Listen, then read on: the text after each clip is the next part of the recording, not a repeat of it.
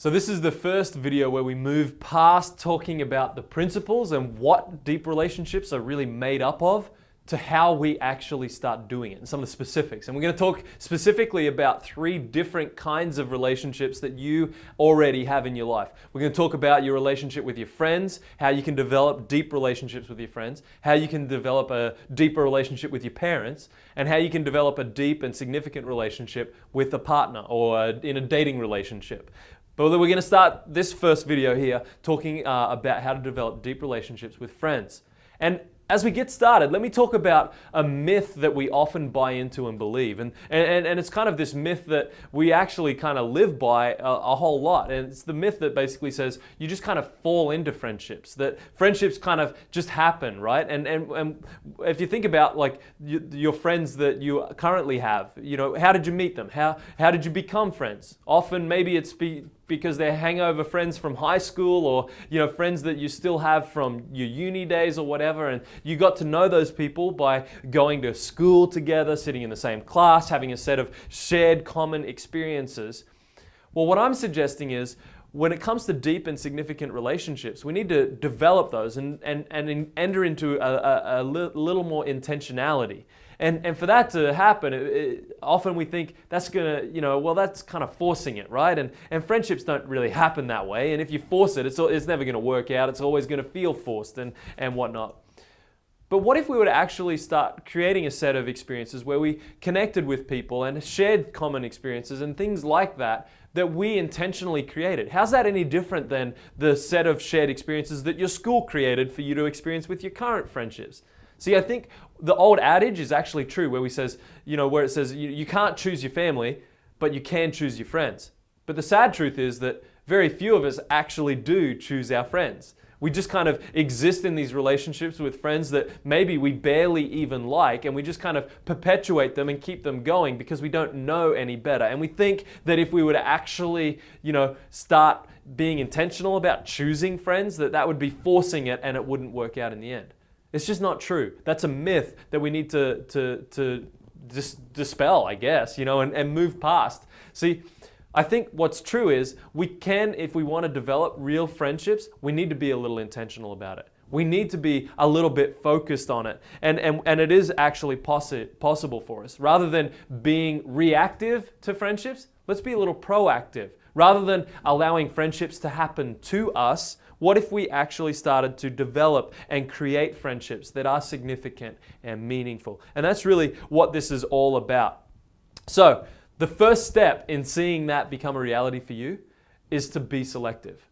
Be selective. Step 1, be selective, right? It's important to acknowledge that, you know, not all of your friendships are going to be able to move into deep, significant, meaningful relationships. So you got to be selective, right? That's not feasible, nor is it sustainable. You know, so you got to be a little bit selective. And that's not meaning that you have to become some elitist or exclusivist and cut off all, you know, your other friendships. I'm just suggesting that we got to be a little intentional if we want to experience deep relationships. So be selective. The best place to start is to think through your existing friendships. Who are those people already in your life that you naturally connect well with, that you get along easily with, that you trust quite easily, and you would find yourself being quite comfortable and at ease with? That's probably a great place to start. You've got someone in mind, then you're ready to move on to the next step. If you don't already have someone in mind, then start thinking about like the next circle, a circle of acquaintances, people that you know from work or friends of friends or whoever, who you, when you met them, there was something about them that you really liked. You know, that there was something intriguing or caught your attention, and think about maybe someone like that who you would like to get to know more. And then set it up, you know, start finding ways to intentionally run into them a little bit more or connect with them more, or you know, call them up and invite them to go grab a coffee and have a catch up. I mean, so identify who that person is or people are and be a little bit selective about it. And if you find yourself still there and you're thinking, man, I don't think anyone is even coming to mind, that's okay, that's okay. Continue to follow through the rest of this video, because in the next step we'll actually start to identify some of the things that you want to look for in that person, so that as you're meeting other people and as you move forward from this, you'll actually know the kind of person that you're looking for in developing a deep friendship. But as a final note, let me just say, to encourage you in this step, like, to look for, and as you're being selective, to choose someone who's generally a little more upbeat and positive about life. The reason for that is because if you're starting to connect deeply with someone who's quite negative and cynical and whatnot, and critical about life, that negativity only breeds more negativity. And that's going to just die out and kill out a relationship. So look for someone who's generally a little bit more upbeat and positive about life, and I think that'll set you off on the right step.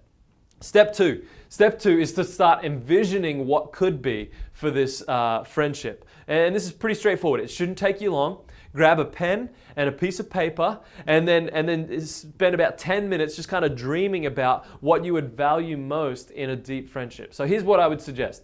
On the first side of the paper, with the person that you've just identified from step one, with that person in mind, start to list down the things that you value or admire most about that person. And don't overanalyze it. Don't think too much about it. This should just go really quick. Should only take a couple of minutes. And once you get a list of about 5 to 7 things, then you're good and you're ready to move on.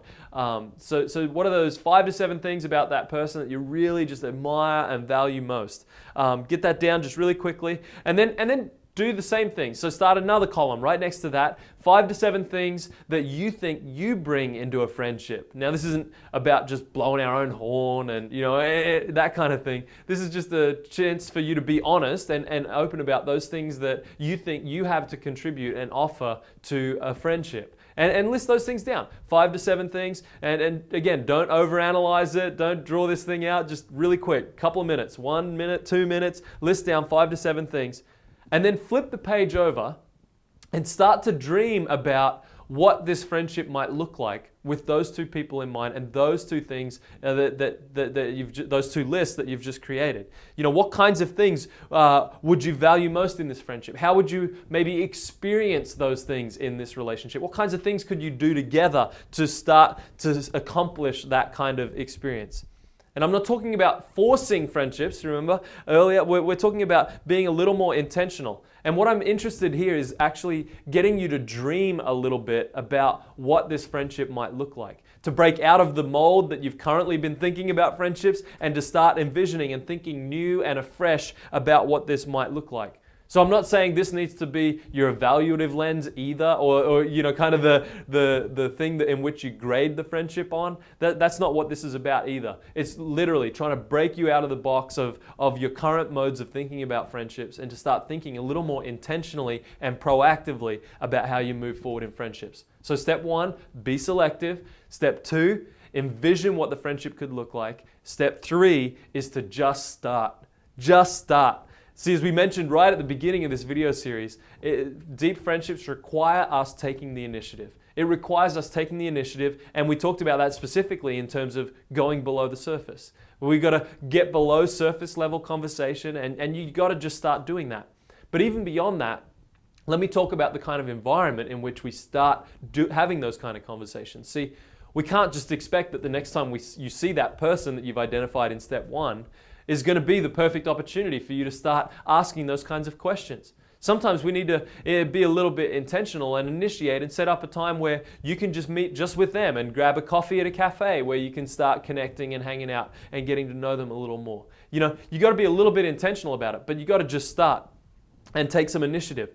But beyond that, if we start talking about moving below the surface, we're talking about asking questions and being vulnerable, and all of that requires us to communicate ourselves in a genuine way that's received well and communicates that we're a safe and trustworthy person, and communicates not only that about ourselves, but also communicates our genuine interest and care and concern for the other person. So when we ask our questions, the tone of voice with which we ask really matters. See, if we ask questions that are kind of clearly like a pointed question, like we're looking for a specific answer, then that's going to cause people to close up and to shut down. It's going to cause them to be defensive, and that's the last thing we want. We want to ask open-ended questions that are genuinely interested in the response that they're going to give. And then when we do ask those questions, we got to be making eye contact. Look at them, because that communicates that you really do care about what they're saying and the answer that they're giving to you. If you find yourself just kind of looking around the room, and that's going to communicate that you're really not that interested in what they're sharing and what they're trying to tell you about. And ultimately that communicates that you're really not all that interested in them at all. So eye contact is essential. Make sure when you ask a question that goes below the surface level that you follow it with really good eye contact. And then have an open body posture. Don't sit there with your arms folded, that communicates that you're kind of closed and just kind of doing this out of obligation or something like that.